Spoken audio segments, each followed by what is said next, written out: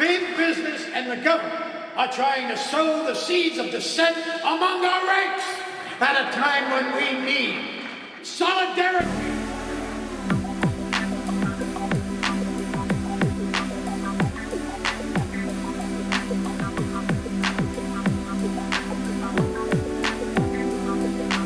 Who'd have thought, you know? Thought what? I'm sitting here, I'm looking at you. You're looking at me? The two men that I trust the most on this planet. That would be I, Jesse. I, Frank. I, Don Brandon. Don I Brando. got some problems. You should have gone there. I trusted you two. There's a car waiting out back. Don't make a thing of it. But we're gonna go. Is it going to Miami? But we're gonna go. Wait a minute. I have another question. Did you get that tan in Miami? I trusted you! You broke my heart. Fuedo! Fuedo. I wish that's how he said it. I know. I don't know how Fuedo. I don't know why that started the way it did. It's just Now, just imagine it if that captures moment, the energy. Imagine if that moment had been filmed, post Scarface. I don't think Pacino would have been able to rein it in as much as he No, did the in thing that scene. Pacino. You broke my heart! That's where it should have probably his gone. broke my heart. See, like that wouldn't have fucking worked. You broke my heart. Fredo, hoo-ah, look at me. You broke my heart. No, I feel like that's how he ends the monologue after he tells him, I don't want to see you anymore. I don't want to see you at the hotels. I don't want you near my house anymore. I don't want you near my kids. Fredo just cries. When you want to see mother, give me a call an hour in advance so I don't have to be in the same Day in room as you. advance. Fredo's actually kind of given the Pacino performance in that scene. I'm smart! He's shaking. He's I'm just saying, like veins are Pacino's popping. Pacino's yelling in this movie doesn't feel like the Pacino I'm used to. He only yells no, once. the one, I want him alive. You hear me? Alive! Oh, I guess he yells twice.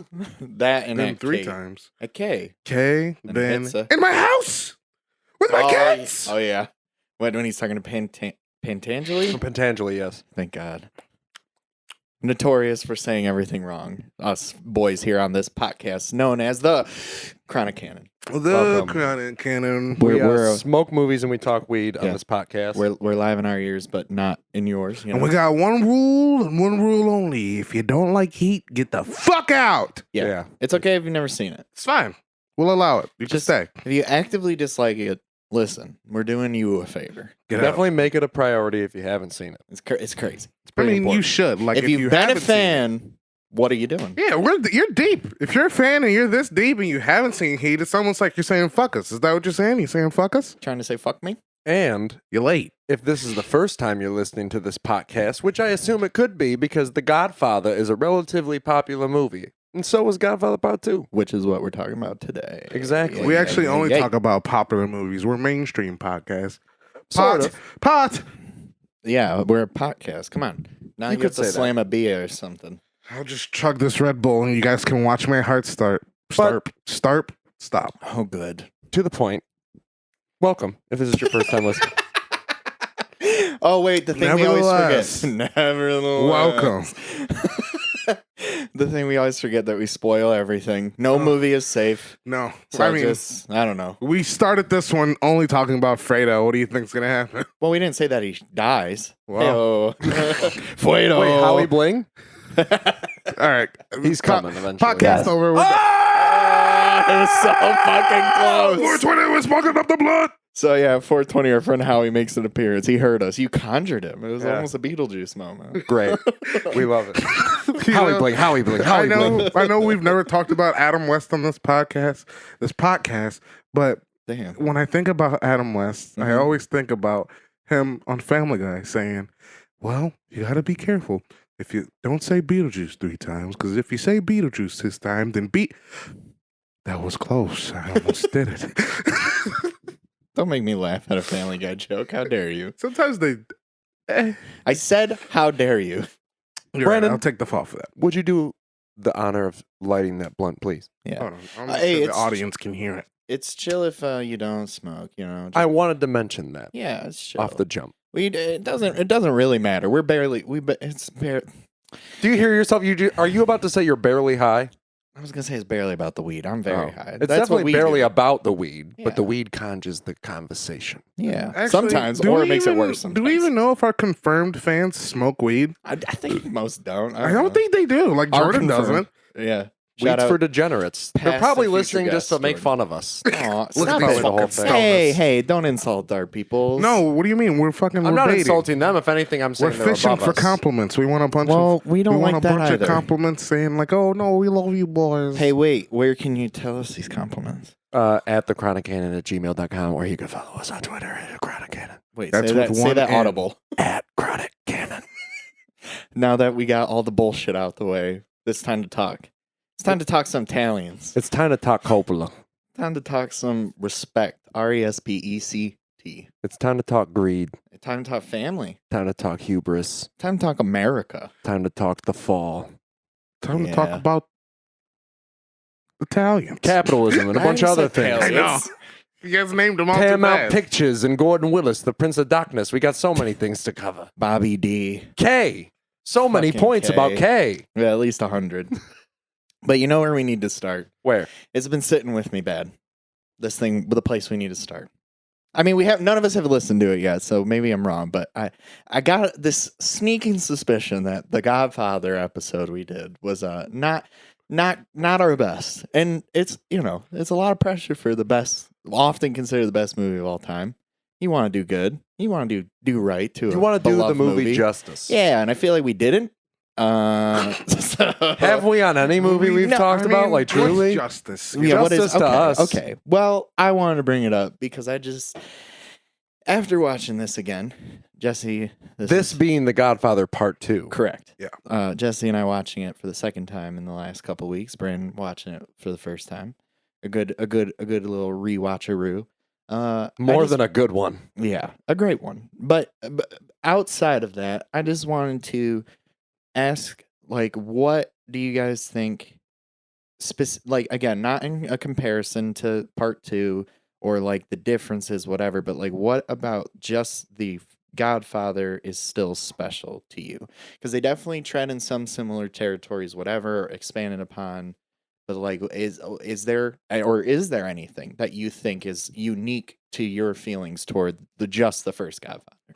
I think the first Godfather is necessary in order for Part 2 to have the course. full effect, Of the course. effect that it ultimately has on us at the end of the day after watching it today. But I also think the Godfather Part 1 plays more like a classic, just entertaining popcorn movie, or more or less a drama, because I think it's not necessarily in the realm of popcorn movies per se. But when it comes to movies like that, the prestige movies like The Godfather, that's probably the Mac Daddy of being one of the most entertaining of those kinds of movies. And you value that, like, towards your love toward it? Oh, certainly. Okay. And obviously Marlon Brando is pretty irreplaceable as far as iconography goes. And they know that going into this film. Well, they thought they knew that. They were going to do it. They were going to show him. And then he just didn't show up. Brando was probably the smart one in that case. Yeah, honestly. But I mean, Probably. having Jimmy Caan and having the wedding sequence, the whole first hour of The Godfather is practically unbeatable as being like some of the greatest filmmaking I've ever seen, and just storytelling and character development, all that leading us into everything. A perfect introduction to the world of The Godfather. But I also think that the sequel rivals the opening of The Godfather in its own ways. But I think that they're mirrors of each other in interesting, fascinating ways. So that's what I think makes them both so intrinsically valuable, separate from being just sequels to, or, former and latter to each other. I have a quick question then. Do you then view them as a genuine part 1, part 2, like telling of the same story and not so much like a sequel? I think so. Even Okay. though I feel like at the same time you could watch either one in a bubble. Even I think you could see part 2 without seeing part 1. I like I said, I don't think you would get the full scope of the entire world that they're building here, but I think it would still serve as a pretty damn incredible movie. Because it's saying a lot of things about broader topics that The Godfather only sort of treads on. Because I think The Godfather is very contained to its characters. And, like, obviously there's still the undertones and thematic stuff going on. But I think it's even more at the forefront here. Brandon, what about Godfather 1 retains a specialness to you? I'd say the character progressions. You know, I know a lot of them progress towards death, but I'd say that you really see characters at their most dynamic in the first Godfather.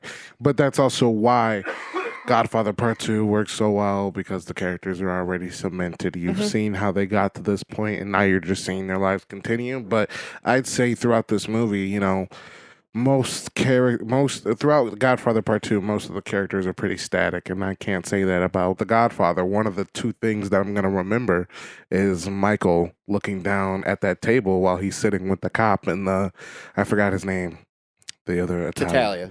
Yeah. And Sterling Hayden. Yeah, the cop. Yep. It's incredible. Think about that, and I think I will think about Vito looking out at the Statue of Liberty, which is in Part 2. I think that really encompasses, like, all right, that's Like the those same. two moments. Like, those are the two moments I think that encompass both Dons, I guess, when I think about it. Like, when Vito sees the Statue of Liberty, he's like, all right, this is it. Like, I gotta make my way here. I'm not gonna die like the rest of my family. Right. And Michael's, it's him submitting. I'm gonna protect my family. People who I'm convinced he doesn't love after this movie, and it's kind of scary. It's tricky and scary. But people, and I think that's why that scene is so good, the way he's calculating, because he's making a deliberate choice to protect people that he literally doesn't care about. Until he makes up, I feel like by the time we get to Godfather Part 2, he makes up his own set of values, because he's like, I won't survive if I don't have these, i.e. family, K, you know what I mean? Weirdly enough, I think if he cares about anyone in that family, it's Vito, and Vito's gone. Right. Vito's like memory, his legacy. The legacy he's now carrying. Jesse, you said during the movie, you called it the curse, the family curse. Yes. And I was like, that's what it feels like in 2. In 1, it doesn't feel like that, which is, I think, I know I literally said trying not to compare the two, but I think what I value about the first one is the fact it feels like, because 2 is almost about the loss of family, I like that 1 is like a celebration of family almost. But when you have the whole scope, it feels more like a curse instead of like a celebration, and it's sad. It's all sad now, but the first one, you can sit inside that world, and it feel as weird as this is, and maybe because a lot of people feel this way. I was about to say maybe I'm a psychopath, but it feels more joyous. Like the first one feels like a joyous movie almost. I know everybody like dies and a bunch of bad shit happens, and they're not great people. They make it pretty good. I think like, the first hour. Right. I just like, I can sit in this world. I can be with these people. I can get to enjoy their company more. I can, even though it goes wrong on a plotted level, there's something more warm about the first one. And Definitely. like, even in the sad moments, I still feel, it feels like family. It feels like you're seeing family again, because that's the focal point. Like you were saying, like it's all about trying to sustain the family, and like there's technically a feeling of love in that. And then 2 is the literal antithesis of everything, all the emotion. Well, you got both sides. You still have both sides, because the Vito storyline does also feel like it's out of necessity and growth and love and change and trying to do something. But all the Michael stuff feels just like death. Well, I think that's the difference between, you know, seeing something's first generation, seeing its beginnings versus the thing that it spawned. Yes. You would hope that, you know, Michael is the shining image of Vito. I just like the coughing and the burp and the sneeze. Like, it's a mess. We're fucked. I'm sorry. Okay, go on. Michael is not the spitting image. You would hope that Michael is like the spitting image of Vito and runs it with, he pretends to be. This sort of like respect and this reverence and this guy who deserves all of this respect and stuff. But at the end of the day, like, I feel like, while they're both, you know, criminal organizations run by people who are crazy murderers, it seems like Vito's, the iteration of this family was way more genuine. Right. It wasn't something that was handed to him. Exactly. Basically. And I feel like that's maybe what they're going for here with 2, with saying, like, things are changing. Like, you don't just make up a family on your own anymore. You godfathered it. Like, this is what you got to do when you're handed something, and you got to make it work for you. And I guess 2 is seeing Michael try to work through that. But now, you know, I'm thinking about, because we literally just watched it, people. Like, watched it. We didn't do our normal bit of waiting a week. Technically, we all nearly watched it twice. Yeah. Yes. I've seen an hour of it twice. But it's near the end when, after Fuedo gets offed, and it's the scene of the family at the dinner. God, one of the most powerful moments in all. Michael just sitting there by himself, Mm-hmm. and then it's the shot of Michael with gray hair sitting there thinking, and then that's the end of the movie. He was thinking about that. Because that's when it was the happiest, but he was the one that was disconnected. Yep. Like, he doesn't have a family anymore, and he realizes that when he had one, he hated them, but he needed them the most. Mm-hmm. And it's just like, what is The Godfather? What do we? I thought this was supposed to be a fucking mafia movie. No one told me it was going to be like this. But I think that's what, Francis Ford Coppola wanted. He was like, no, man, we're not just going to fucking, that's so boring. Like, why don't we just make a real movie? Well, Coppola didn't even want to make this sequel, actually. He was At involved first. in writing, I believe, and everything at the beginning once the studio pushed for a sequel after the Oscar wins and everything. But he commissioned Martin Scorsese to direct. He and wanted picked him to. And the studio refused. Yeah. They were like, no.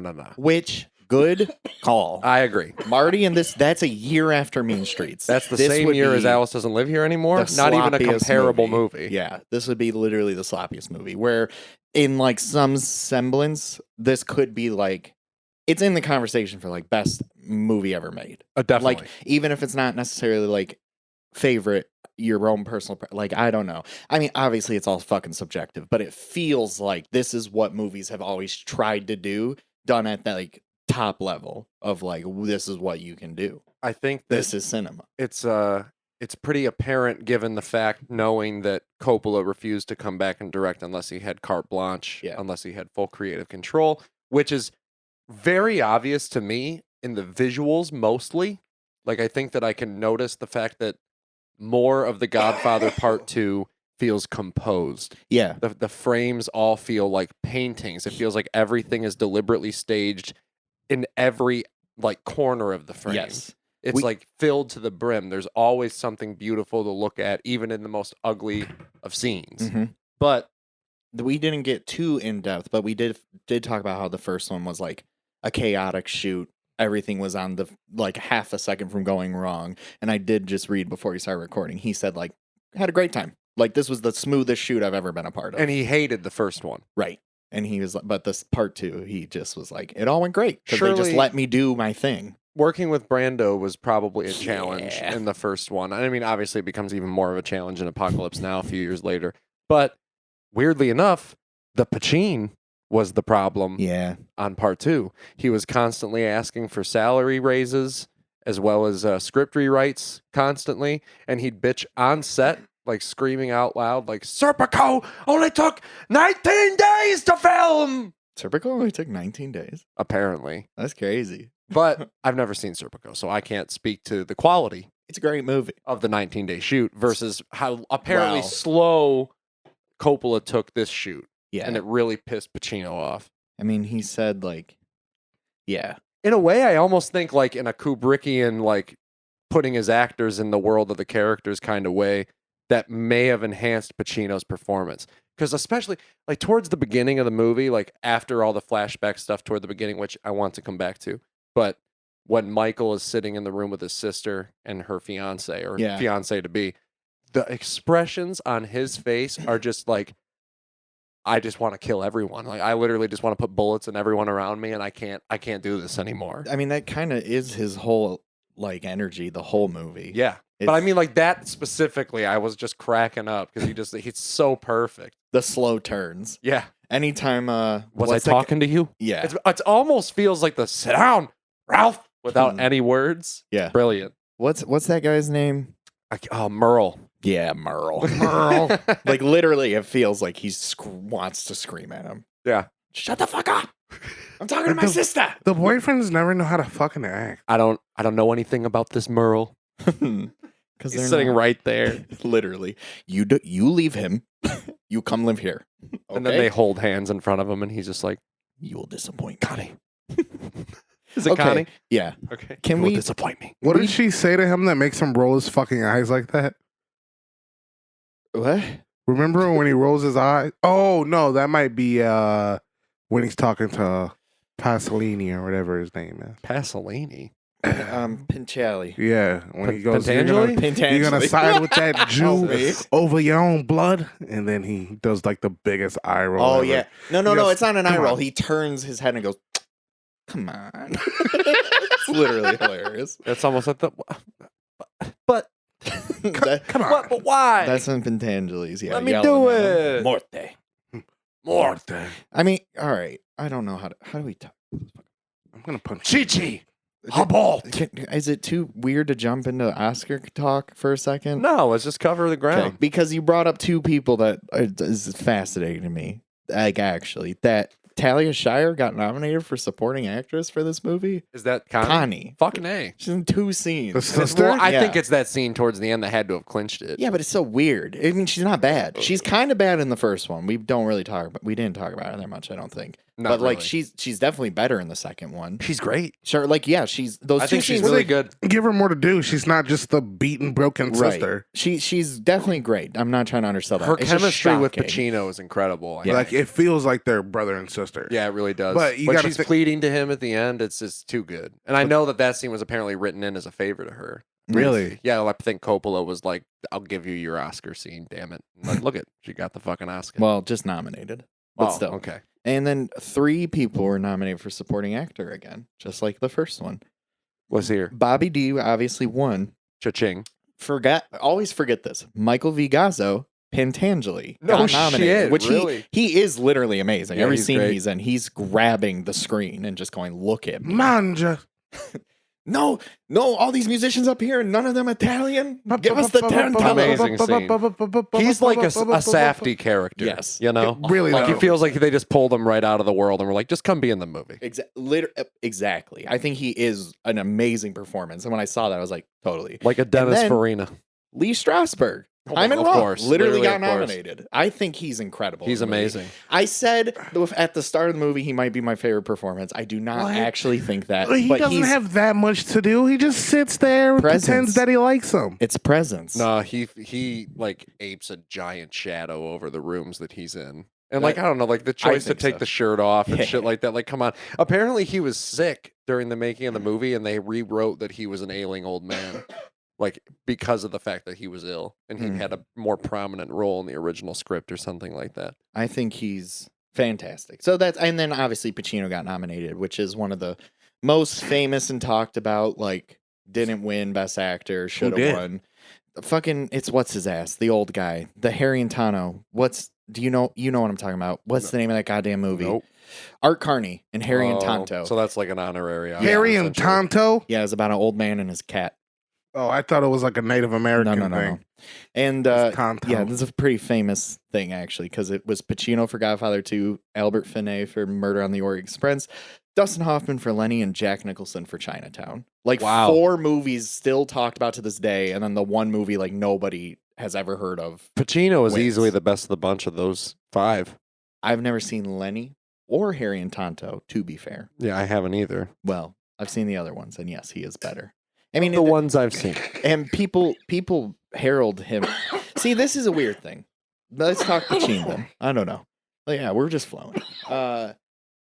People often cite that in Godfather 2 specifically, he's one of the best performances ever. Like, Pacino? yeah. He's Like quite top good. 10, top 20. I think he's amazing for sure. But is he better in the first one? Like, I think he might actually have a better performance in the first I one. guess it's like, it's not, but just because I like Michael Moore in one doesn't mean that he's performing better. I think he's got more to do in 2, Yeah. but I think, I'm going to say 1 then. I don't care. Okay. That scene in the diner is too good. It's probably the best moment in the whole series, like, weirdly. Maybe. One of them, at least. One of them. And one of the best. But I like the best Godfather scene. Part 2 like more. You're not supposed to say that, yeah. Just Like, kidding. Who kinda. cares? Who gives a fuck?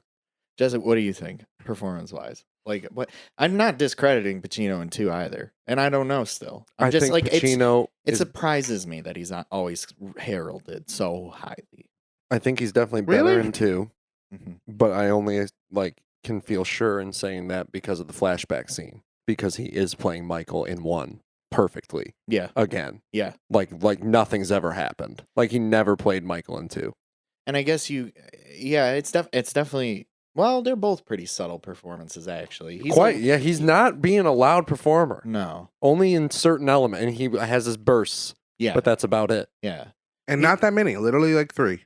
I guess like in one, there's more tradition. There's like, you have a traditional character arc, so he technically gets to, I think, show more, even if he's not the focus. Like it seems like he has more display of range in that subtlety, but 2, he's doing the more esoteric thing. I just started to think about this, where it's like, that rage is literally always there, and you can feel that he's holding it. And it's not that he has it's not like it's a presence is there that's not demanding respect like Vito, obviously, but it's like and it's not a normal fear. I don't know what it is. It's like the fear of like, you're gonna lose it. Yeah. Not like you're unhinged. Yeah. It's not that you're in control. Yeah, you're unpredictable in a way that's scary. But then still presenting calm and calculating. Right. But like he just feels unhinged in every scene. The without Don is acting intimidating. unhinged.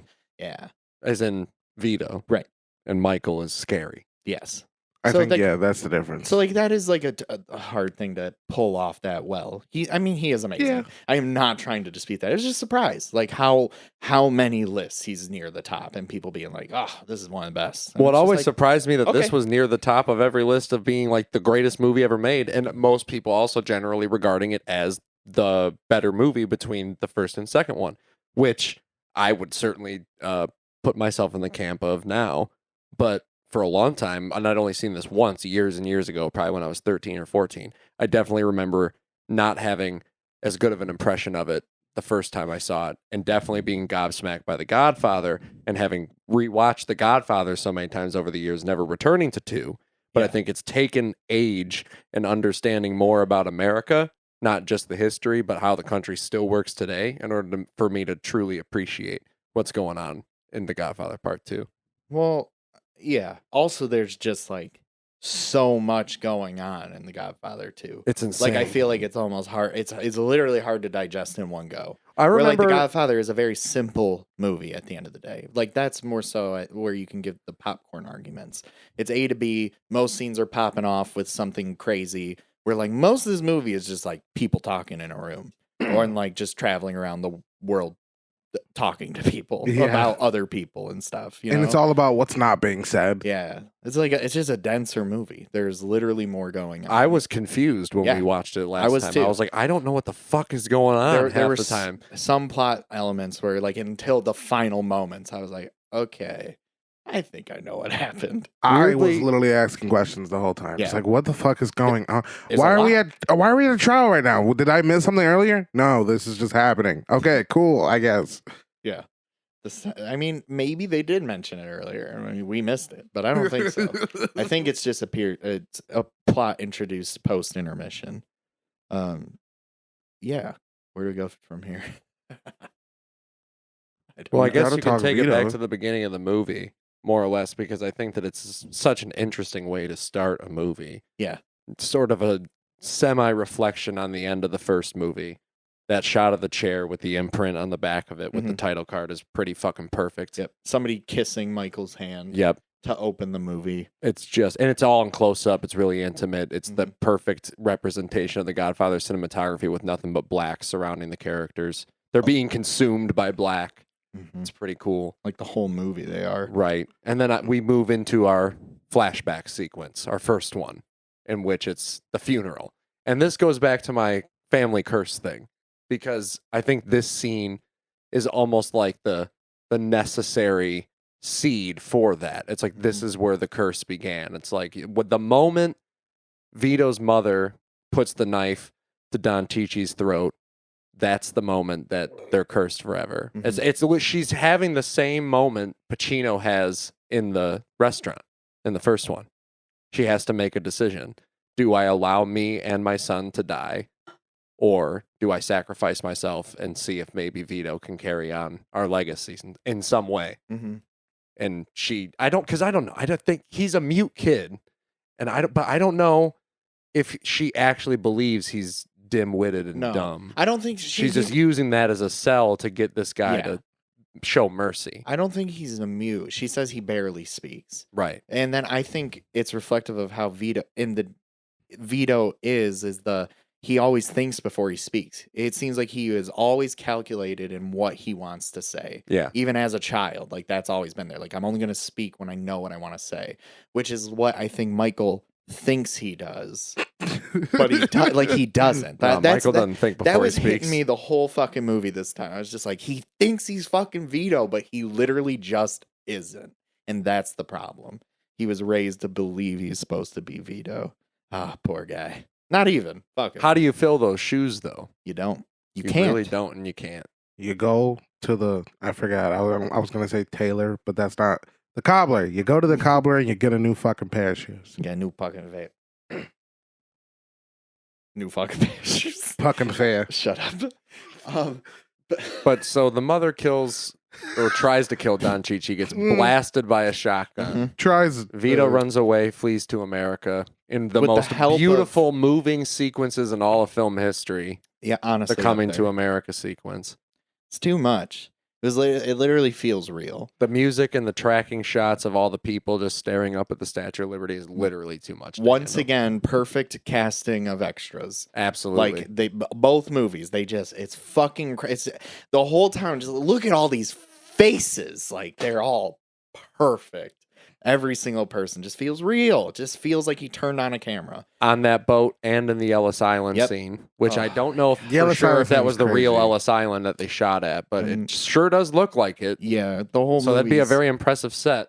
the But whole- they take the time in all those sequences to really put you there, Mhm. especially using the use of tracking shots. It's like that one scene where we just see Vito kind of move up from the line, which I always thought it was interesting that they X'd him Mhm. and then read somewhere that was something that on Ellis Island, if they suspected you had a mental disorder, they gave you an Oh. X. Which is- Literally, because he can't speak Yeah, because English. he's not talking. Interesting. But once he starts moving just a little bit, the camera just keeps tracking beyond him and just follows the entire sea of people and studying and observing them, just putting us in the world. It's fucking beautiful. It really is. Mhm. And immersive in ways that most cinema doesn't or is too afraid to try and do now. And you get the true crowning achievement of the entire opening and maybe the whole movie. The double shot of Vito walking up to the window with the reflection of the Statue of Liberty, Mhm. and then the reverse where he sits in the chair and it's still there, Yeah, it's still out there. lingering over him. A new life America. born. Yeah. The land of possibilities. His new mother. God, yeah, it's crazy. It's literally crazy how much can be said in those two images.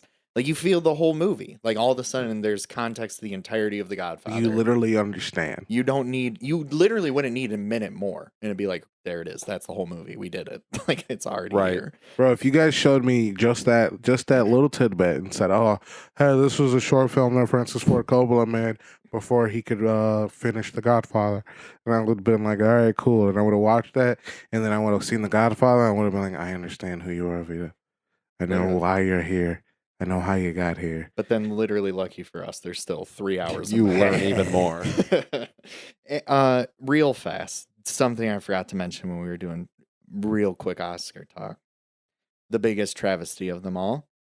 Cinematography, not even nominated. Excuse What the the- fuck again? me. Not even nominated. Wasn't that the case with the first one as Yes. well? What the fuck is going on? Don't know. Literally, maybe the most gorgeous movie ever made. Do they hate the Prince of Darkness? They did. People talked about that. They were just like, it looks bad. Everything's dark. Bad shooting. And it's like, you idiot. They're purposefully doing You fucking Prince of Darkness, you idiots. Can you just look? I know it's technically going to be in the Godfather 3 episode, but did he fucking get nominated for 3? No, Please fucking tell me. he didn't. Gordon Willis was nominated for Best Cinematography for Godfather Part 3. Okay, He good. was Yeah. good for him. Didn't win, I'm sure. No. He got Godfather 3 got 7 nominations, 0 wins. That makes sense. Godfather 2 won 6 and then was nominated for another 5. So 11 noms, 6 wins. Did Wow. Coppola take any home? Oh yeah. Best Picture, Best Director, Best Adapted Screenplay. Got it. Then it also won Art Direction, Score, and we already said Bobby won. Which, okay. Bobby, Incredible, baby, Bobby booby. right? Oh, speaking Perfect. of, we also, but Francis Ford Coppola in the Oscars, this is the year, correct, that he goes against himself for the conversation? Oh yeah. He has 2 movies in contention for Best Picture. What about director? I don't think so. I think So either way, he loses. Well, either way, he wins. No, I not know, director. That's one way. He wasn't nominated twice. Hey, Cassavetes was for Woman Under the Influence. Yeah, that's cool. He took his spot. Wait, isn't that Al Pacino? No. Woman Under the Influence? No, it is not. Oh. Peter Falk. Peter Falk and Jenna Rollins. And my baby John Cassavet. Well, he's not in it. He just made it. My daddy. Our daddy. But yeah, but Bobby D is literally amazing in this movie. Yeah, he's just so fucking good. He kills it. Not his best performance, like I once randomly claimed. I mean, it's up there. I don't care. Yeah, for sure. It's very subtle, the same way Pacino's subtle. And he's doing the crazy thing of like, it feels like a young Brando. But And it he still feels does. just as confident yeah. as a Brando, you Mhm. know? Like, it feels like you're going, like, the idea of Michael Corleone, the character, stepping into Vito's shoes. It's like De Niro's literally stepping into Brando's shoes. Mm-hmm. De Niro has only done like 2 or 3 movies of real merit at this point, and Godfather Part 2 all of a sudden comes along, and he just literally commands the screen in the same way Marlon Brando does in the first one. It's unbelievable when you think about it, Mm-hmm. because he's not really doing that much. And I think that that's why I certainly don't look at it as like one of his greatest performances, but it's certainly interesting how much presence he brings, I don't regardless know. of how much he's doing. What I really love is that through each flashback, as time goes on, every time he starts to sound a little bit more Mhm. like Don Corleone. Yeah. Like he just does. But like not in a way of like, hey, look at this Marlon Brando impression. Right. To the point where it's like, no, dude, I think you actually sound like this. And he's doing very, very well. To the point where like at the very end, like our last flashback we get of him, he sounds just like him. And that is some amazing, amazing performance. Because I wonder how long Bobby D actually had to like be there for this shoot. Like Yeah, how I don't many? know. Bobby How lived many in days? Sicily for 3 months studying for this movie Fuck yeah. and learned Sicilian and the dialect to make sure to accurately portray the language, because I he doesn't mean- speak a word of English. Well, he speaks a couple words of English, but it's Make me mostly laugh, I can't Sicilian. refuse. And at the say goodbye, Michael. What the hell? Michael. We have done ourselves justice. Pizza pie, Michael. Pizza pie. Okay. Rigatoni, Michael. What's happening? Fettuccine.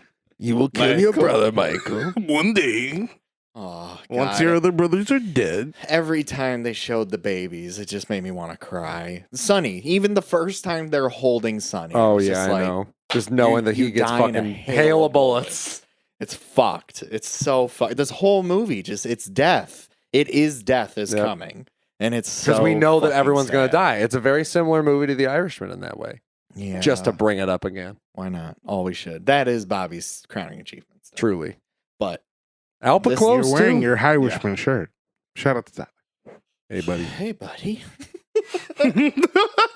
I'm real high. I hope you are. I know you're not, but it's cool. Still, shout out to you. Fuck, I was gonna say something. Hold I'm on, sorry. give me half a second. Fuck. No. Oh, I think the best moment of acting from Bobby, I just want to bring it up because I know I'll forget later, is when Fredo is sick, the baby Fredo, and it's him standing in the hallway, look like that, like it's like he wants to look away, but he can't because there's so much sorrow and pain on his face because his baby's in pain. I don't know what's wrong with Fredo in that scene. Probably like Pneumonia.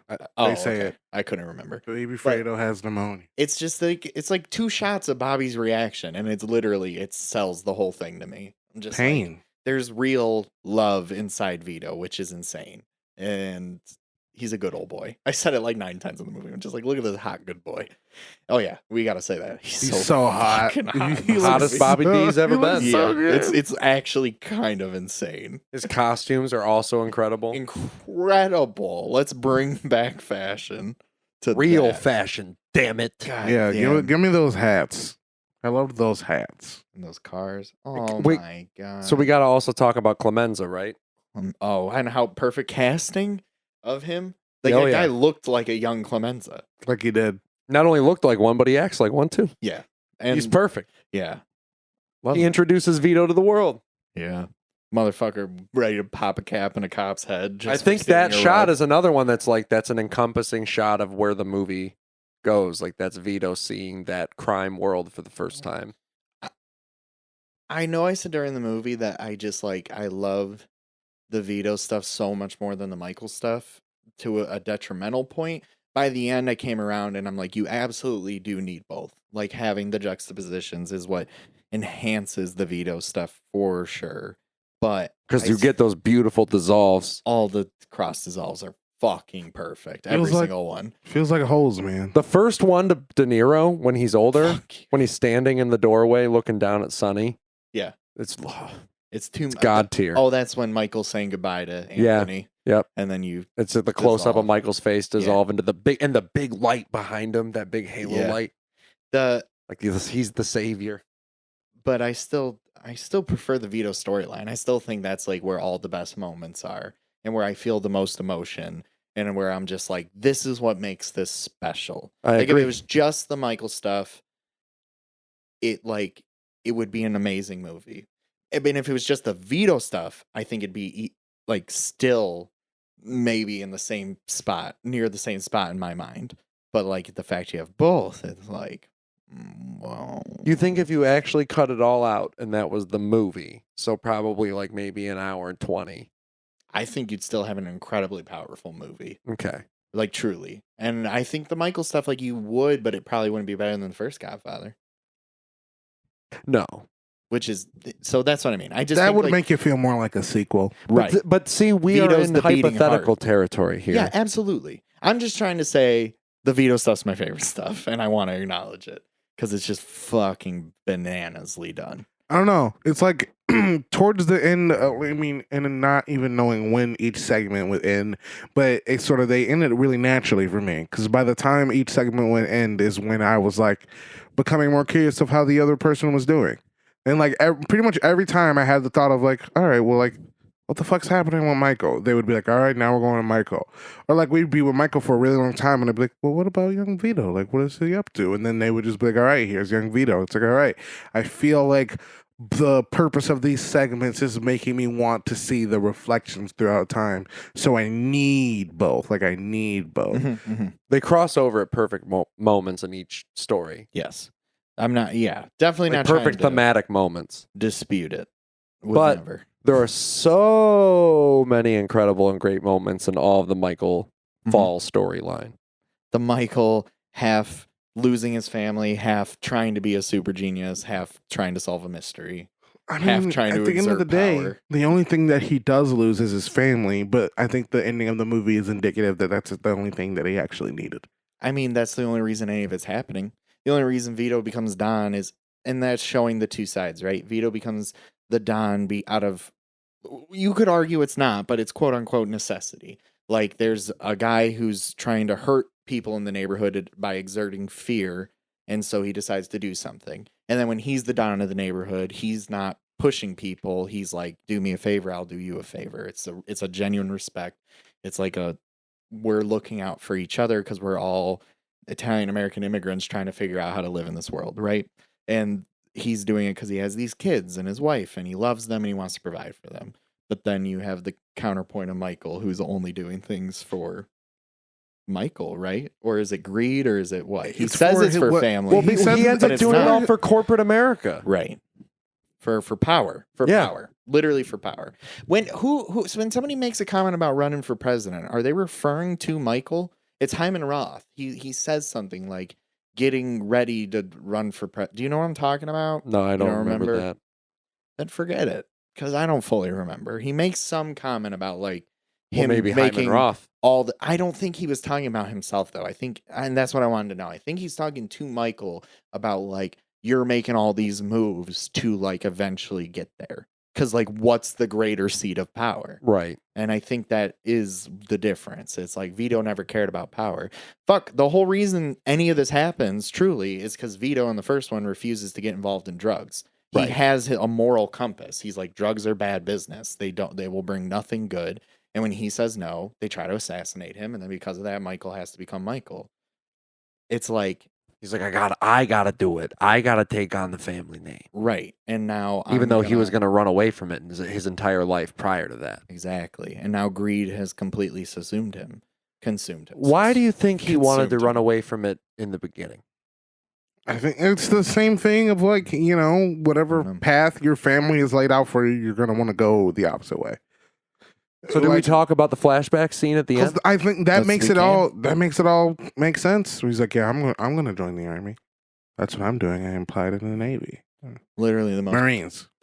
I think it was oh no, it was Marines, excuse me.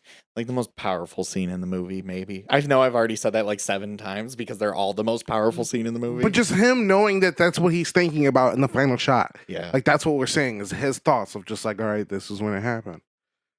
God.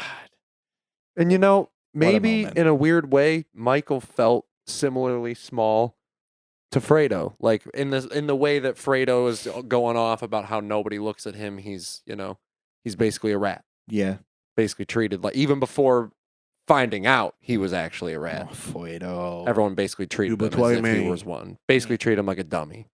I'd say a fucking dummy. I'd say that like Michael is less treated like it doesn't feel like he's sort of neglected like Nope. Fredo. That's not where I was going. Where I was going was Michael may still see himself as the small one in the family just by proxy of being the youngest, being the one who got there to the party last, and then joining up in something like the army.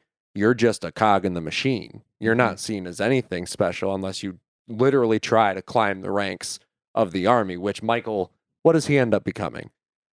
Anything higher than like, I think he a becomes private, like a lieutenant. sergeant, lieutenant? I think he becomes a lieutenant. I'm not sure. Army rank? Google gonna help? Captain? No way. Says he's a captain. I don't know. Made up Captain to it the rank is. of captain, leaves the army, Yeah, comes captain. back. Well, maybe that's part of what it is then. Wow. If that's the case, he gets a taste of power in the army. Yeah, and his silver star for bravery and And then when that's over, what do you got? Got to do it at home. yeah. But yeah, because like And before when the seed opens up in the family, why not try and take it? Why not? yeah, and he I mean, That's not what it feels like in one. it's But I guess that it's could out be of what it spite is. and revenge in one why he decides to do it. Yeah, if that guy never They hit kill him. his wife and all that other stuff after he goes to Italy. No, 'Cause even Michael was- before, I don't know if, do you think that Michael, well, obviously he knew when he made that choice that he was risking doing what he ultimately does. Like What do you mean? becoming the Don, stuff like that. Yeah. Like he knows that choice leads to that road potentially. But do you Right. think that was his intention?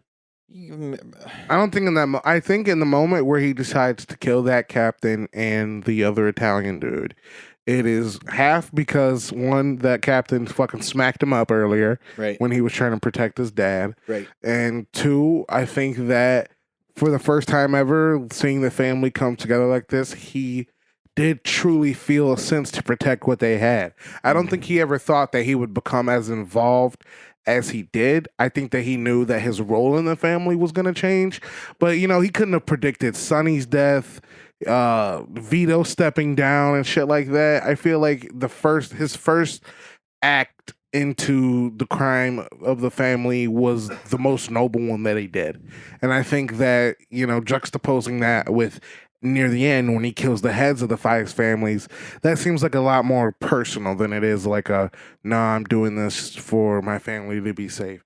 I mean, ultimately, I guess it's for his family to be safe, but that just feels a lot more like, this is me making my next move in order to make the Corleone family. Mm-hmm. I what it agree is. with Frank where he said, it's more out of spite, or it's the idea of revenge. Like that's the thing that drives Michael, is the idea of revenge almost. You wronged me or my family, now you gotta pay. So that's his modus operandi, where Vito is, you scratch my back, I scratch yours. Right. Michael's is, you fuck with me, I fuck with you. Which, yeah, if that's not the That's the evolution aggressive of- antithesis. right entitled brat growing up, though. Like that's classic Totally. lineage of like not understanding genuinely where these things come from. Like again, he just assumes because he takes his time, because he has a calm demeanor, because he tries to play people like they're chess pieces, that he's like his father, who was a smart, calculated man. But it's like wrong motivation. The motivation's everything. Like what is the purpose of this? Where does it come from? If Pacino and De Niro switch spots, as in even Michael and Vito switch spots, if that landlord yelled at Michael the way that he yelled at Vito, He'd be dead. He'd be dead. Yeah. Vito didn't kill him. He took his time. He's like, he'll see. Yeah. I won't. Even when he threatened to kick his ass on the streets. Yep. He was like, it's fine. He doesn't understand. Whereas Michael would be your friends. Whereas Michael would be like, no, I don't care. You should have known. I'm gonna kill you. Kills his own and brother. then pretend like what I really don't like about Michael is the pretending like he's not. Right. He's playing like chess. so much. So much. People aren't people. They're just like means to an end. Even Fredo. Yeah. That's why, I don't know. Fredo's dumb. Yeah, Fredo betrayed the family. But simultaneously, in terms of the way that he wants to be close to Michael, I understand in a way why he does what he does. Totally, out of the nature of just being that hurt. The black sheep of the family. And just wanting to be seen, wanting to be heard. I know what you guys say it's and almost think about It's me. almost a cry for help. In the way that he probably thinks Michael's my brother. Right. He might see this and this might make him notice me. Right. That's I that agree. scene where he sits down with them and they're close and they're leaning into each other talking for a minute. I wish we And could it's have done this sooner. He says that after he says, "You made me so mad, Michael." Yeah. And you can see a look in Pacino's face like, "What the fuck? What does that have to do with literally anything? What?" And then he's like, "Why couldn't you have done this? Why couldn't we have been this close before?" It's like, if you would have just been like this, I wouldn't have done what I did. Jesus Christ. Yeah, this no, movie sucks. Fredo's. I mean,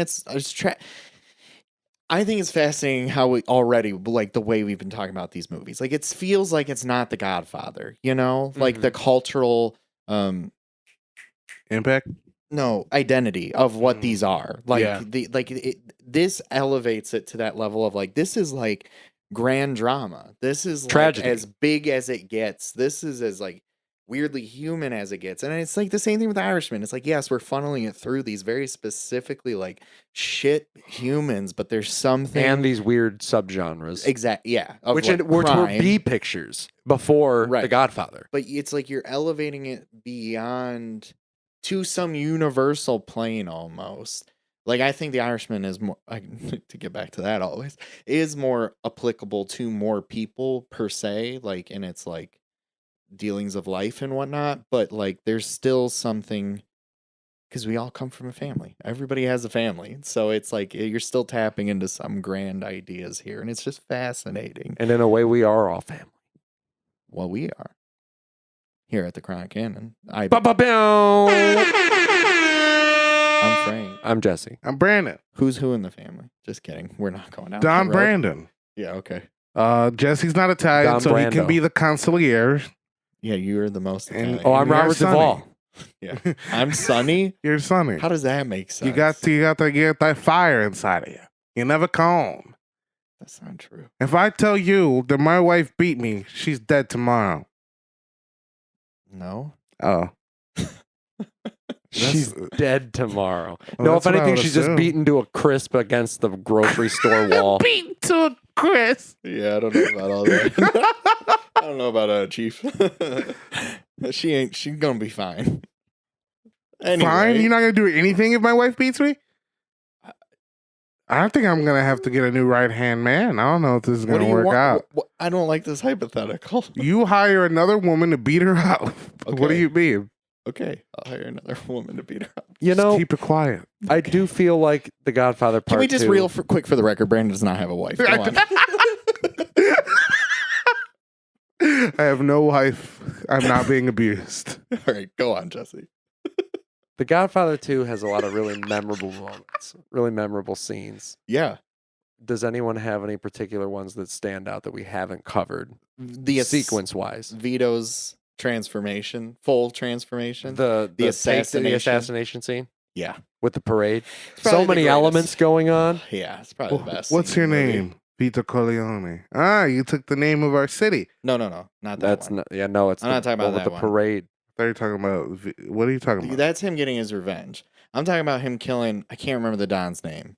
Something with a fa. It's got a fa in there. Now for fuck. Fanucci, Is that right? Does that sound right? Mm-hmm. It is Don Fanucci. Okay. Killing Don Fanucci, the guy who ran the street before him. The dude who jumps on his car and is like, "Give me a dress." Yeah. First of all, that was crazy. When he jumped in the car. Yeah, imagine driving and then they're just doing your window like, Hello. No, because he comes up like, yeah, he literally makes like a villain noise. He's a serpent. yeah, he almost reminds me of like an animated bad cat. And if it were an animated Like he was movie. on top of the car the whole time and just waiting. Like, when is he gonna at least suspect this noise? You never give me a dress. Yeah. You never drop me off a dress. Give me money. I'll take less, but only $100 less. That's hilarious. He says bucks, $100 less. But no, when he kills him, after he meets him, gives him the $100 and goes through the elaborate rooftop following sequence, just and to make sure he's there at the same time. Okay. So pulls he out the sees him. gun and goes out to his room in the hallway and turns the light out by unscrewing the light bulb, and then stands there, and then he goes to screw it back in, and Bobby's flickering in and out, and then he moves toward the door after he opens it and shoots him, and it goes on fire. When he shoots him in the mouth, It's I like, was Jesus, you had took to it make next sure. level. He had to make sure. He's like, I'm not leaving this. When he was jumping from rooftop to rooftop, the only thought that would have materialized in my head was Italian assassin. Italian assassin. It's going on the rooftops. He's an Italian assassin. Write a song.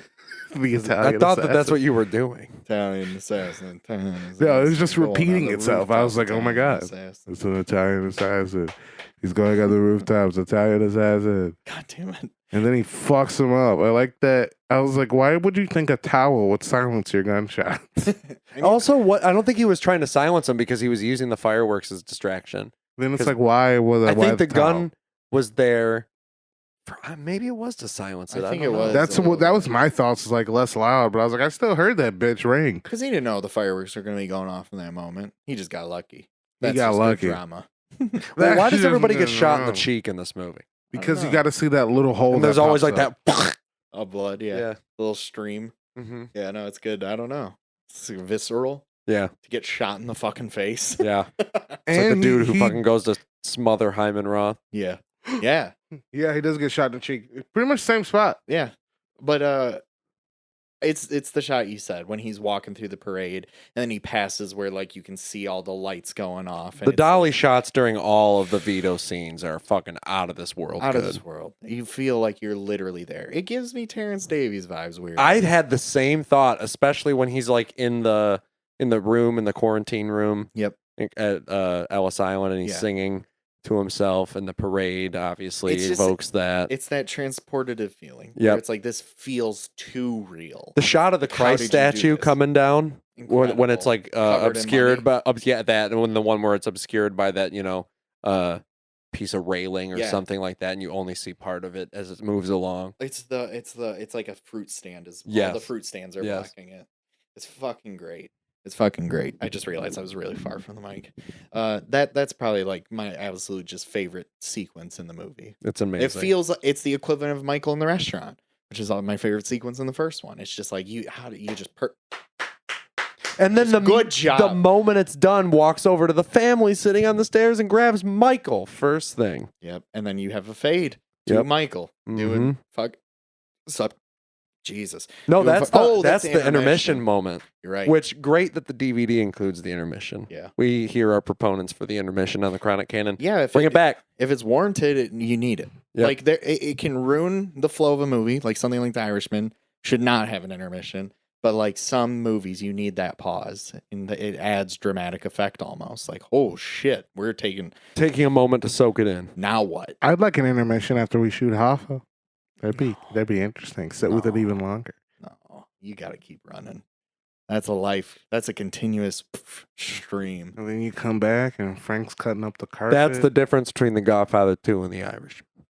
What? One's a stream. Mm. One is just like a big, sweeping, giant scope, like takedown of America. Mm-hmm. What about you guys? Nobody else said a scene. Cuba, the Well, revolution. I was about to say the revolution in Cuba, yeah, that's but it's specifically where Fredo is mentioning Johnny O. From like there till them leaving. Yeah. Like Well, that. and the scene, like the show that they're watching Yeah. at the club is Yeah. so strange, and the music is so demented. And like the moment you find out that Fredo's working with Johnny, Yeah. and you can see Pacino reacting to it when he starts singing, it feels like a horror movie moment. Like it feels like something really, really awful. I mean, obviously something really, really awful happens, but it feels like literally a horror movie in the sense that like something scary is about to happen. Mm-hmm. Mm-hmm.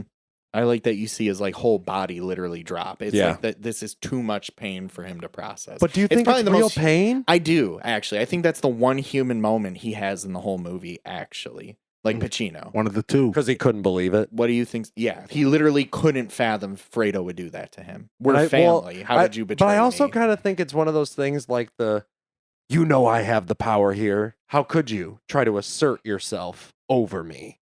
I think it might become that. I think in that moment, though, it feels like it's genuine. Like my The way own his brother. hand, like his head sinks into his hands. Well, it's like that moment in the flashback scene where he's like, I think it's cool, Mikey. Or right? something like that. It's like, of course, Fredo's the only one that says I something. know, it literally hurts. Like, of course, Fredo cares about him. Genuine, just him. That's why that scene hurts at the end where Connie says that. She's like, she's so sweet and helpless without you. She's crying to him that Fredo, that's all he wants is like that ruined. Like that was more of a death to Than Fredo his than death. his own physical death. Yeah, it's, I think Fredo was kind of okay with dying at the end because I think he knew what was going on. yeah, There's it's no hard way to say. he didn't know. It's hard to say. He's a little dumb. He is a little dumb. He's dumb, but at the same time, you can see that look on his face and the way he's talking. Like you can Mm. tell he feels like this is the end. Mm. That's how I read that scene. I buy it. I It's like, why would he go out onto a boat alone with one of Michael's guys? Because he's a little stupid. Okay, still. Okay, you're right. Brandon? You said you made reference just now that there's another moment he shows his humanity. What do you think that is? Because I can't think him of it. realizing that Kay's a real person, capable of her own thoughts, and like can do That's not things. human. Yes, it is. When he finds out that she got the abortion, it is like Oh, it probably rocks the his most- world for sure. Like, how do you call that anything but human? Just like, oh no, oh She betrays no, him in the you- same way Fredo does. You did something I never thought you would do, and you did it because you knew that I thought you would never do it. That's and like having to come to terms with that and literally not being able to. Hmm. The way Pretty- his mouth starts shaking. It's just like, oh god, oh god, oh god, oh I god. guess- I so. remember you were like, "Is he going to be okay with this? Is he going to be okay? Is he going to be cool?" Like, It's like, no. no. Have you been watching this movie? He's It obviously looks not. like he actually slaps Diane Keaton, knocks that chair He over. moves so fast. It's frightening. And I think it's interesting that that's the one moment where we hard cut into Vito. We don't cross dissolve. That's the only time it does that? Yep. Interesting. And it's the last time we go to Vito Right. Fuck. because it opens on them getting to Italy Because on the train and then leaving on the train. The destruction of Michael's Say family. goodbye, Michael. The moment he slaps Kay, it's over. Yeah, oh yeah. For his personal family. And well, unless you count his kids because he gets custody. Yeah, but they don't love. How do they fucking incorporate Kay into the third one? I don't remember. I'm at all. so goddamn curious. I think here, Kay's underutilization feels more purposeful, where in the first one it feels like a wasted opportunity. I agree. Like the first one, it's like you made her the outsider to enter us in the world, and you should have ran with that even more. It almost and made feels like her a she was real there as a character. studio decision. Like, you need a love interest. Right? And Pacino's our hero. He can't just be single. right, and it's squandered. But in this, like it's like the Heat feeling, where Yeah. it's like Yeah, with he you there. doesn't actually care about them, so they're not on his mind. So Serves they're in not a similar important. way to Anna Paquin. But I think Right, that choice is far more Right. profound in a very specific way. Like, yeah, we probably should have used more scenes with Kay in this one too, and like whatever. But it feels more purposefully No, neglectful. when you finally get like her real scene in the movie, it's like, oh fuck, Oh, just as much of Michael. a slap as a face to us as it is to him. Yeah. He's She's like, just you're like, "You blind, you're fucking blind, you thought idiot. I would just be this thing for you. Like, you dumb motherfucker. You're a monster. I don't love you. What is this? Different energy, but the whole party sequence that reflects the wedding in the Corleone, yeah. or the Michael sequence is and- really great. and how Because it's it's- very extended. It's very long. Mhm. Similar to the wedding sequence. But it's robbed of all like real joy. Everything's bad there. Everything's artificial. Yeah. And like, they're just there because of business. Everything's business. And the family's falling apart. It's no longer already. love. Yep. Everyone's just there because they're supposed to be. They're fulfilling a duty. And like it's making appearances. God. Saving face. It's just like from every scene in the movie, it's just like, this sucks. This fucking sucks, man. Which is why, like, I think I was so not on board the first couple times I've seen it. I'm like, what the hell, man? It's not fun. This isn't the Godfather I know and love. Exactly. Which is probably why I latch onto the Vito scenes, because I'm just like, hey, there's our boy being a good boy, doing good things. And then every scene with Michael, it's like, you motherfucker. And to go back to the technical end a little bit, sure, just because, God damn, it's like this. phenomenal. It's like leaps and bounds better than the first one. Okay. And as far as the camera work, as far as the editing, as far as all that, it's so much more specific, and it feels like it's the work of literal craftsmen that have been working for decades and decades and decades. And that's a 2-year jump. Yeah, and he made one movie in between that. Also fucking insane. Wild. Like the compositions in this movie to bring them up are just insane. There are so many shots that I wish I could just like pause, put them up my wall. As much as, or as cliche as that is, but it's true. Like there are so many shots in this that are just absolutely strikingly beautiful. The moment they appear on screen, the cross dissolves that we already discussed. Every single use of those is just gorgeous. And on top of that, the way that they cut the movie is very particular and very well paced. Do you I think too about the problems of it originally?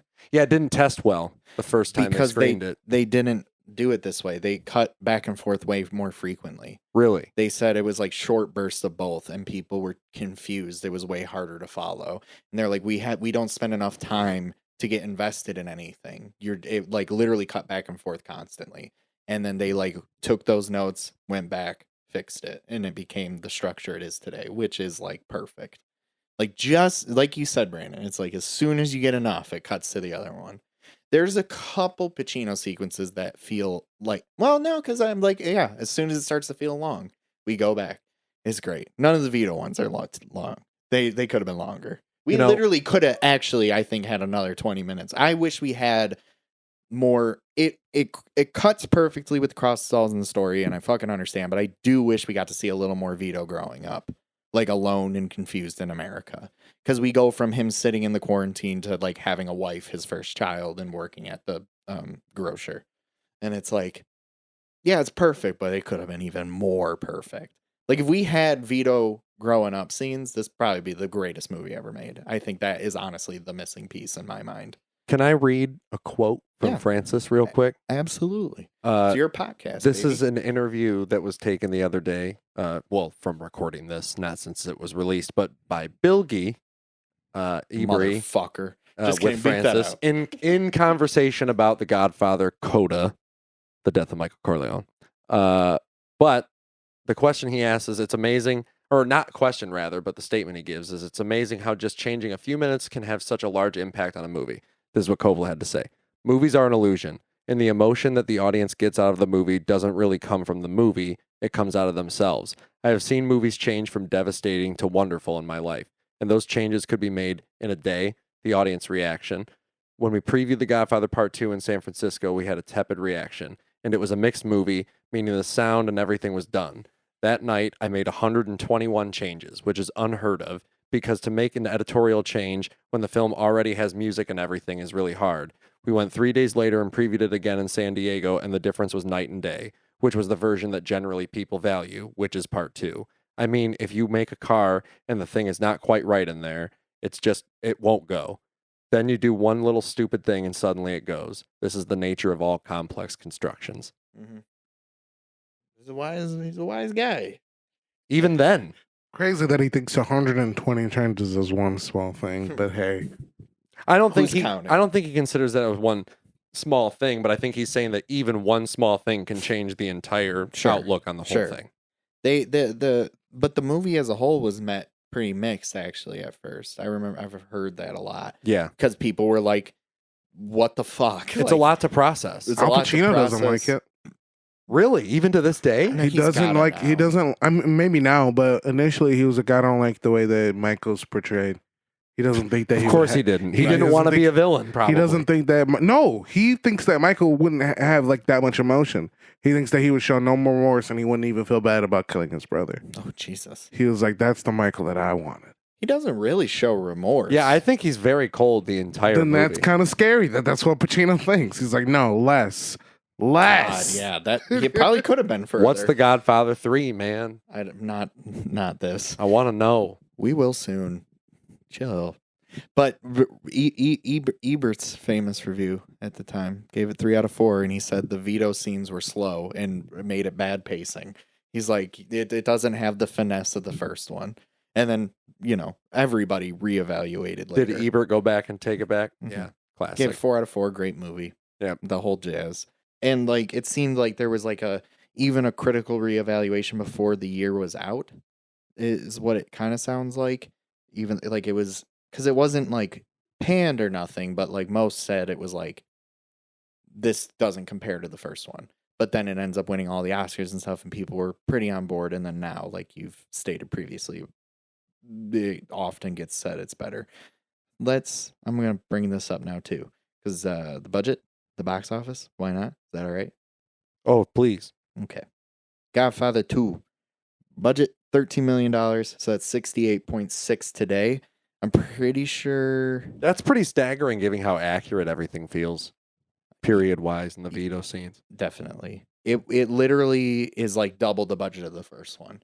Wow. And then it made $88 million, which today is 464.5, which, is amazing. But compared to the first one, it's literally half, because the first one made like $1 billion.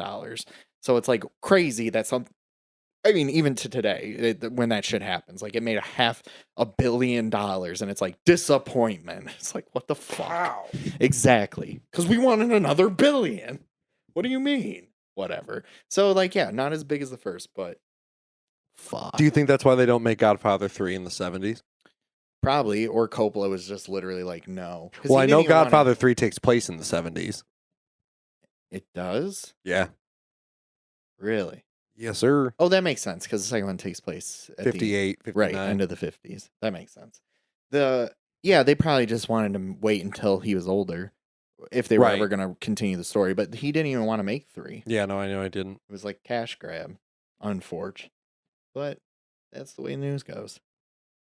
He likes it more now as the Coda movie, which was apparently the original title. Really? Yeah. Yeah. Oh, yeah. I had read that he was like, because the first two are so a part of each other, like they are a piece together. And he's like, this is something different. Like, I don't want this compared to the other two. He's like, this is just an epitaph. Yeah. So, since we opened up with the idea, or the question rather, of what makes The Godfather Part 1 so special compared to Part 2, above it in a way, right? Well, what makes On it its still own. stand on its Yeah. own? Yeah. So, what makes The Godfather Part 2 a solid counterpart, if not better overall movie than The Godfather Part 1? I think the reflections of legacy. I think when you get that, when you're seeing the juxtapositions of the start of the Corleone family to the current state of the Corleone family, it's there's something a lot more powerful to it. And I think, the sequel has an advantage of having the context of who Vito Corleone becomes. And I think having that context, watching his beginnings, is so... I don't want to use the word humbling, but I can't really think of another word to compare it to. It just seems more righteous. Like, I don't even have to root for you because I already know you're going to succeed, but now I get to know how you got there.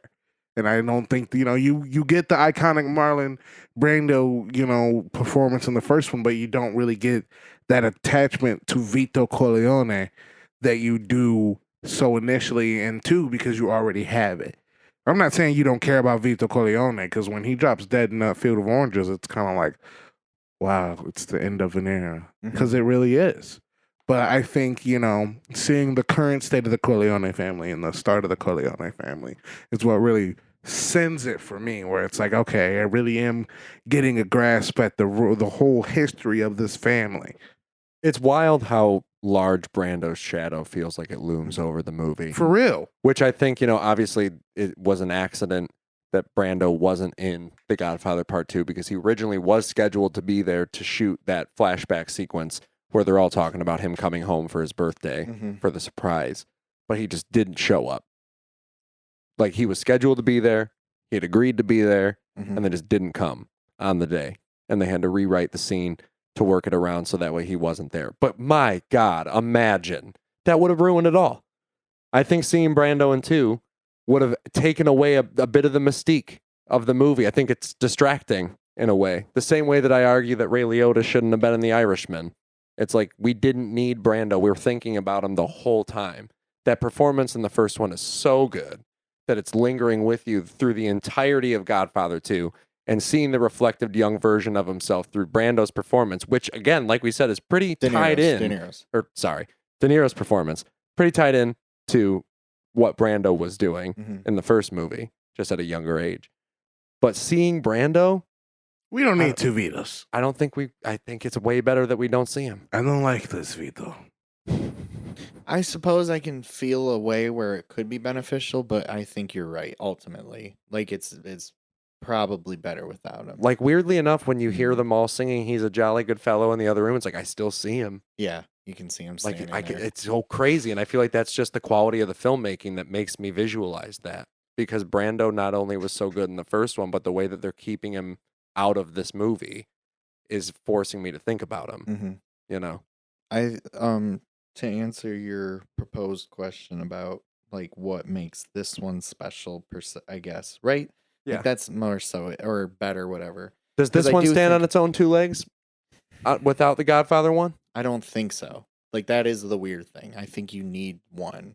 Like, I don't think this stands on its own, but it's because it enriches this world. But I do still think it's better. I think it's an improvement. I'm going to start with a blasphemous statement. No. Okay. You may proceed. Okay. The Place Beyond the Pines. I like that more. And I know that's a blasphemous statement, but it's just, that's like a personal thing. Like whatever. But I recognize that movie owes literally everything to The Godfather 2. And it's just like these ideas of legacy is something that has always hit hard to me on a personal level. And like many people, obviously, I'm not saying whatever. Funny, but it feels like Gosling is almost doing his best De Niro in Godfather 2 and Place Beyond the Pines now that you mentioned that. Yeah. They feel like similar performances in a way. It's a restrained raw guy. That's why like that movie needed to be longer to have the epic scope, but it's still like it hits me just the same. But that's what's special about part 2, I think, is being able to feel this expanse of like an existence, of a lifetime, of a whole family's legacy all at once, and therefore falling also apart. You have the legacy of America, which we've like tiptoed a little bit, but there's something fascinating about people coming for opportunity and trying to just like survive, and then how far that goes. Once survival is met and put in check, that's when everything goes awry, because now you have to forge your own path forward, and Michael makes all the wrong choices, and we've talked about that briefly. That's generally makes for we've talked about that on previous we've talked about that on previous podcasts at least a few times, that generally makes for more interesting protagonists, like people who are their own downfalls, people consumed by hubris who can't even see the things they're doing in front of them. Like it's fascinating in how it presents Michael, which is a thing that I don't think truly hit until this viewing, which is like, because the movie makes you feel like he's in control, and it's like, right, oh yeah, Michael's like, dude, like what a genius, until like the end, you're like, no, oh no, like you were just surmising your own downfall the whole time, and you just like didn't even notice because you're a fucking egomaniac. And it's just, it does everything right, and just like, I don't know, I have such a strange energy from that movie. Like I just feel the expanse of like everything. It feels like everything. This movie feels like it's goddamn everything. I don't know. Good stuff. It does, and I've brought this movie up quite a few times. What do you want? But I think in terms of like grand epic scope, it's up there with like An Irishman, a Fanny and Alexander. You know, they really do feel like towering works of filmmaking that just categorize like an entire expanse of character and history all through one piece. Even without The Godfather 1, the amount of stuff this is doing on its own is just bananas. Exactly. Like, in how deep it goes into all its like very specific plots about we have mentioned it, but like the murder mystery, it's like somebody who tried to kill Michael, and then it's like it's either the senator or it's Hyman Roth or it's Pan. Why do I keep forgetting his fucking name? Pentangeli? Yeah, I don't know why that keeps slipping away. Pentangeli, like Martha. and then it's him like trying to figure it out while also trying to open the casinos and trying to keep his family together. And it's like there's literally too much going on in this movie. It's fucking great. Fuck it. Send it.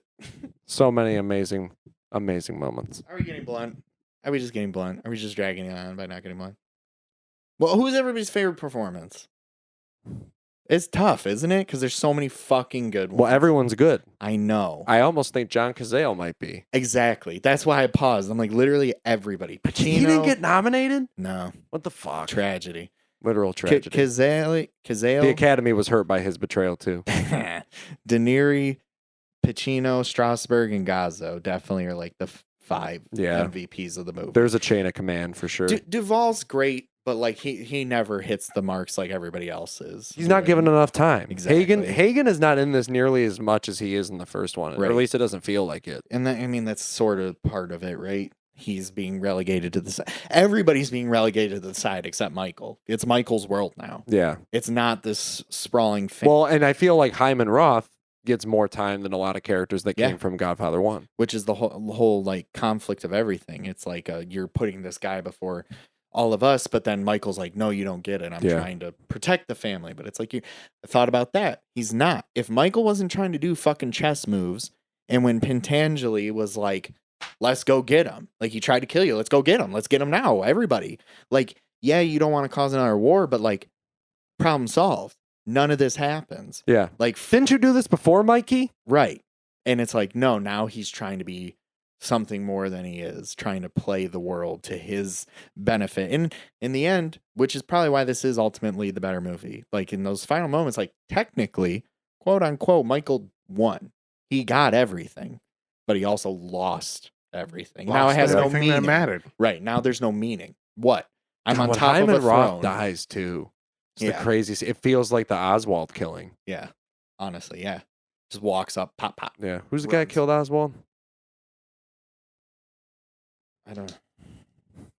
It's not important. The FBI. No, it was a guy. Jack Kirby. Jack Kirby killed Oswald. Marvel artist? Jack Quaby. Is Okay. it not Jack Kirby? I don't know. It's pulling up some other shit. I don't know. Sure, we'll go with it. Yeah. I think. Dude, I literally.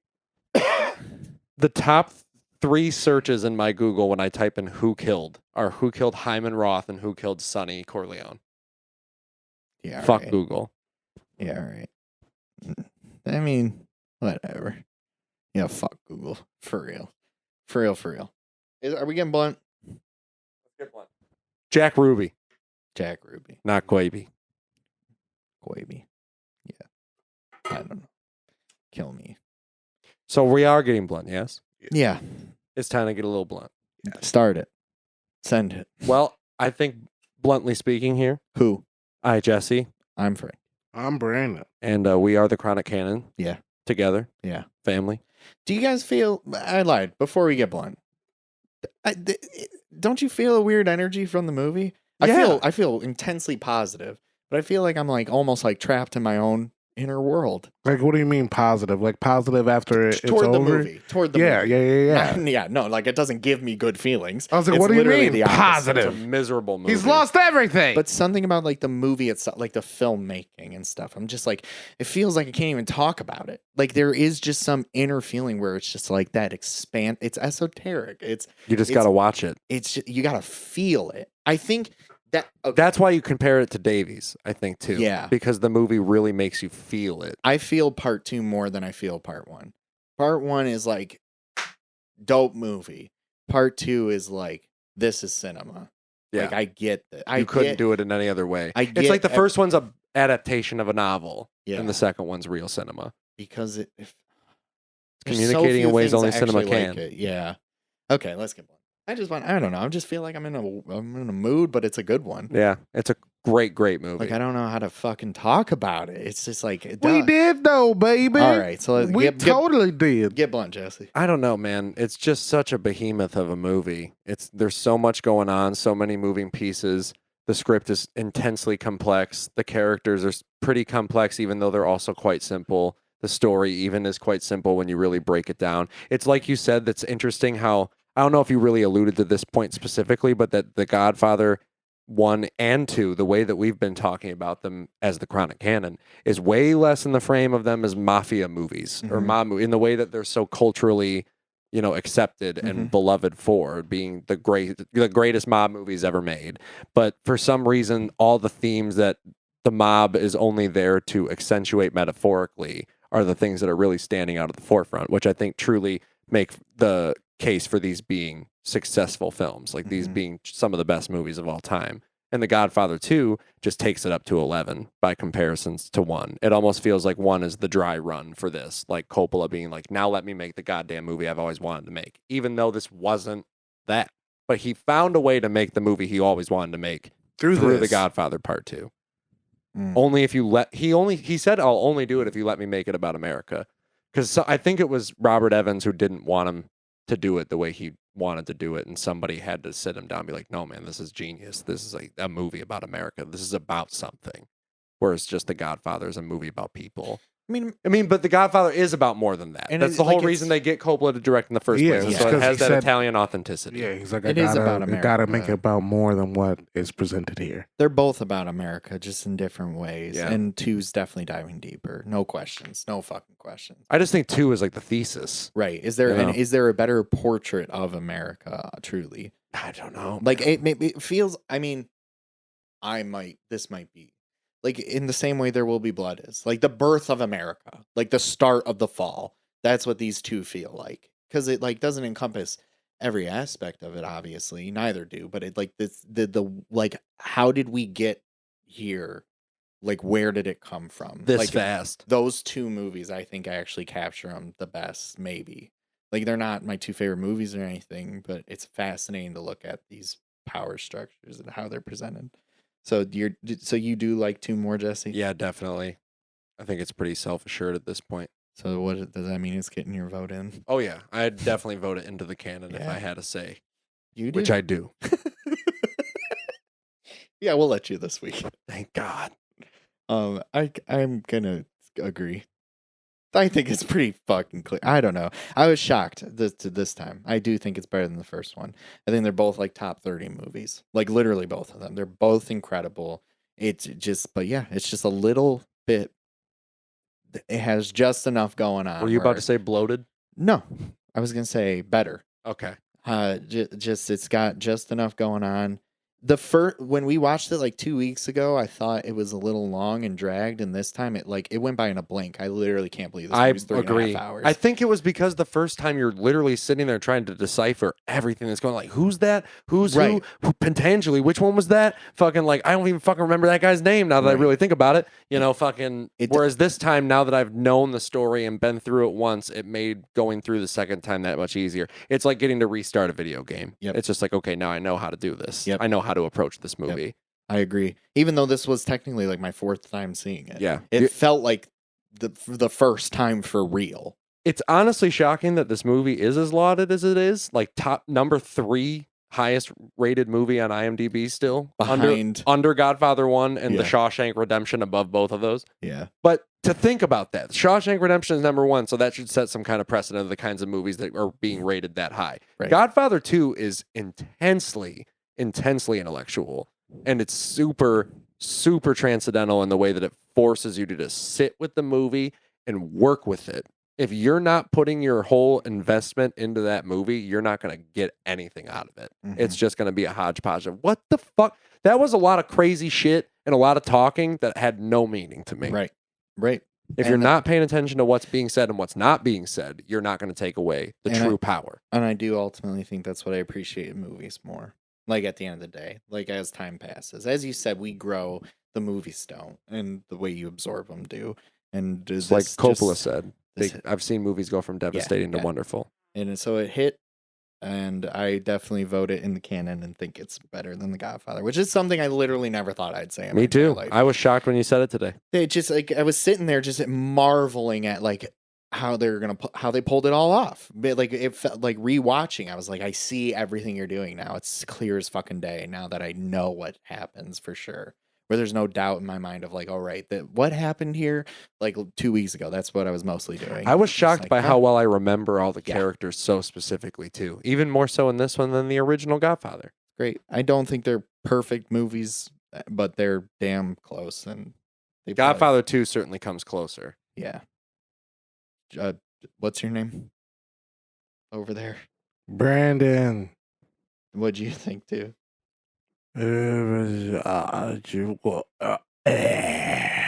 So, The Godfather Part 2, in comparison to Godfather Part 1, did offer me more in terms of the legacy of the family. I do think that if I sat down and wanted to watch a movie from the Godfather series, I might be a little bit more keen to slap on Godfather Part 1, Definitely. as opposed to Godfather Part 2. It's an easier watch, no question about it. However, I do believe that Godfather Part 2 might be my preferred of the originals. Seeing as how Part 3 came like way later, right? 16 years? So yeah, way right? later. Yeah, 16 years later. So of the original two, I do think, as what is a better movie, I would have to say Godfather. Are you Part intentionally 2. doing a Christopher Walken thing? That right then? At It seems least. like the whole time you were. Okay. Well, I didn't think of Christopher Walken until I said movie Okay, go on. because Christopher. It almost is Walken. indisputably a better movie. I think. In terms of filmmaking, certainly. That's what I mean. Like in construction, script, scope, I think performances. the Vito stuff is some of the best shit ever. Yeah, it's fucking rules. Like from the moment he's a little boy to when he is the Don of the neighborhood, it's some of the best things that I've ever seen. If it makes you guys feel better, if it makes you guys feel at home, I want this in the canon. But if Godfather Part 1 isn't in the canon, it is. I won't allow it. It is. Exactly. So put it in. Okay. Close the vault doors. Both Godfathers are in the canon. We'll see if the coda can make it. It seems doubtful, but it's possible. I liked it. I kind of doubt it. I don't think you should have made another one after this. I liked it when I saw it. I was also very young. So we'll see. That's all I got. I've seen people make arguments, but I have not seen many reviews for the Godfather coda come out yet. But I have seen a couple, and all people saying that Sofia Coppola's performance is much better in this new version. Or plays better. I remember her not being as terrible as everybody goes on about, but obviously she's not revelatory or anything. So I don't think she thought she was Coppola either. is the daughter of Gio Coppola, not Francis Ford Coppola. false. What are you talking about? You guys, Sofia Coppola is Francis Ford Coppola's daughter. look it up. Okay. What? Gio Coppola. Yeah, the daughter of filmmakers Eleanor and Francis. Gio was her brother. Does Gio also have a daughter named Sophia? Maybe. I suppose that's possible.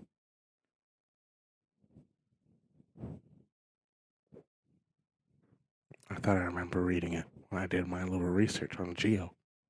It's not Gio. Gian. It's Giancarlo. They called him Gio.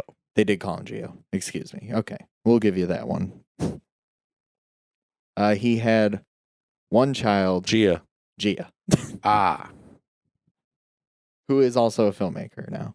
exactly. They're all filmmakers. They're a film family.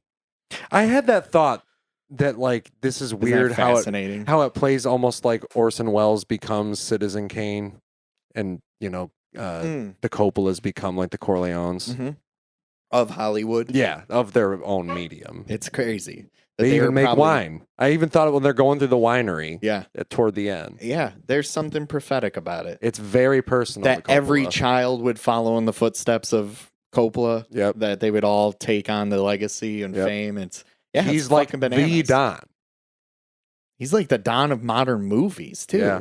Godfather changed everything. And weird. This might not be an interesting point at all, but I did think it's interesting that he's so close to George Lucas, and that there are weird mirrors between this and the Star Wars trilogy. Totally. Like especially the originals, but even the prequels, where it's like it's almost wrapping the prequels and the original trilogy into one, where Michael is both Anakin and Luke Skywalker Totally. in different iterations. He's Luke in the first one and Anakin in the second. Yeah, it's pretty wild. It is. I mean, and even Sassy's storytelling trope, like all of them are coming up together. It makes sense. Yeah, they're all telling like similar stories. But and then Sassy ends up somehow meshing the Godfather 1 and 2 into the Irishman. He did it best in the late stages, but Coppola maybe did before. Yeah, he had the crowning achievement until a year ago. And then maybe the Coda took it all. Just kidding. I'm just trying to build up the fact that movie's going to be the craziest thing ever, when really it's going to be like a 2 out of 5 movie. No, it'll be good. It'll be a good hang. Pacini. Yeah. Andy Every Garcia. time they pull me out, they pull me back in. It's not the line. I mean, I think it's evident, but I guess I might as well ask. We think these two flickaroos here are worthy of their presence and culture. Oh, I'd like call being them heralded primo. as like the best movies of all time and changing everything. And Primo cultural picks for sure. yeah, like it's pretty surprising that Yeah. these things, like something of this high quality, is so esteemed by like the general mass too. I get, well, that's elitist and shitty. No, I was about to say something that definitely is elitist, and just that, run it. I love these movies and I think that they're great, but I also feel like the things that I got from them are not what is generally revered by the public. Like, I don't really care that they're mafia movies. Like, it's so much more about family and what it means to be a part of them. What it means to be a part of a family for me. I think it feels than, more like a mafia movie stuff. than the first one, weirdly. For sure. For sure. With the presence of the Don and stuff. But I think that's also like the iconography of just the cultural impact it had. The way that we think about The Godfather is the way that it's perceived amongst the people that talk about it, which is nearly everybody. I mean, I'd argue that if you're conscious of it or not, it's got to be the heart of it is what gives it the levity that it's lasted, and it wasn't just like a flash in the pan. Like, sure, even if we just talk about it as this exciting gangster pictures, whatever, it's like the merit of what's at the soul of it is there, whether you're processing that consciously or not. Like the struggles of family, the continuing of legacy, like those things are there. Like, we're not, like, these aren't hot takes. This isn't us, the pioneers of these thoughts. It's just like, In fact, every thought we've stated has definitely been said before. which is probably the problem of actually doing podcasts about these. But I'm glad that we're doing this so we can talk about it with each other. With each other, because And for the people who like listening to us, to hear us talk about it a little bit too. yeah, let us know what you think. Come on. We want to know. At the I always Chronic wanna- Canon at gmail.com, or follow us on Twitter at Chronic Canon. This is shameless self-promotion. Somebody's got to do Plug, it. plug, On our plug, own plug. episode, of course we do. Yeah. Okay. I'm That done. it? And that's pretty I'm much done. it. You guys keep talking if you want, but I'll be upset. I'm Frank. I'm Jesse. I'm done. I'm just kidding. I'm Brandon. We'll see you next time for G-Father 3. Yeah, we're getting there. We're almost done. Yeah. They're Fuck about it. to pull us back in. And bye-bye. And bye-bye. And bye-bye. And bye-bye. And bye-bye. The way of the future. Way of the future. Way of the future. Stupid motherfucker. Well, the Zodiac cipher got solved.